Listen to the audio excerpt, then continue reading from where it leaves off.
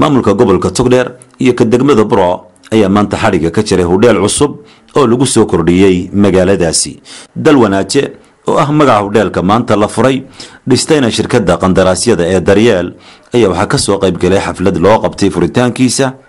gudoomiye ku-xigeenka gudoomiyaha gobolka Togdheer, gudoomiye ku-xigeenka duqa degmada Burco, xogayaha fulinta dawladda hoose ee degmadaasi, xildhibaano ka tirsan golaha deegaanka ee degmada Burco, qaar ka mid ah mas'uuliyiinta xisbiyada qaranka ee gobolka Togdheer, madax dhaqameed, ganacsato, haween, dhalinyaro iyo qaybo badan oo ka mid ah bulshada magaalada Burco. waa maalgelin,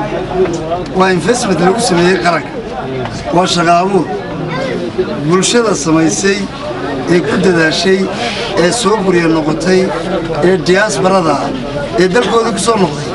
waxaan leeyahay ina maxamed ismaan allah ku barakeeyo amiin xukuumadana oo kula shaqeynaa hadna cashuurtii qaranka ku waajibtay cashuur ku ka dhisay dalka iyo gobolka iyo degmadana wax weyn buu yahay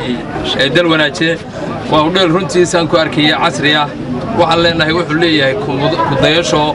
inta aamina la mid ah qurbaha joogtay dibadda joogtana carab la midna waxaan leenahay maskaxda iyo tacabka ay Burco gelisay baa la doonayaa carab in lagu daydo. hodheelkan Dal Wanaaje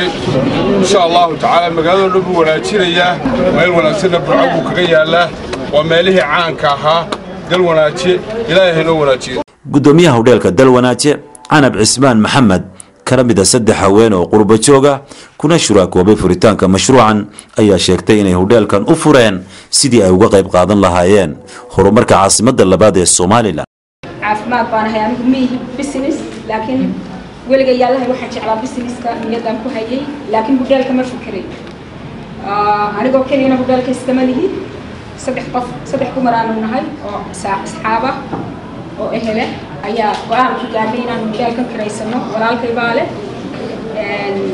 aad baan ugu dadaalay inaan hagaajino so we try our best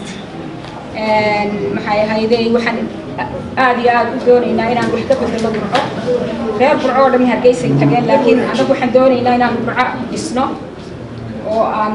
dadkii dhalinyarada ahaa ee joogay aan shaqo u abuurno. hodheelka Dal Wanaaje oo isugu jira hodheel cunto hurdo iyo maqaaxi oo ahaa mid ay bulshadu in badan ka war sugaysay ayaa waxa ka howlgali doona shaqaale u dhashay dalka Yemen oo ku caana cunto karinta wanaagsan. Cabdi Malik Sheikh Muuse Aldoon, muqbaahiyaha qaranka Somaliland, Burco.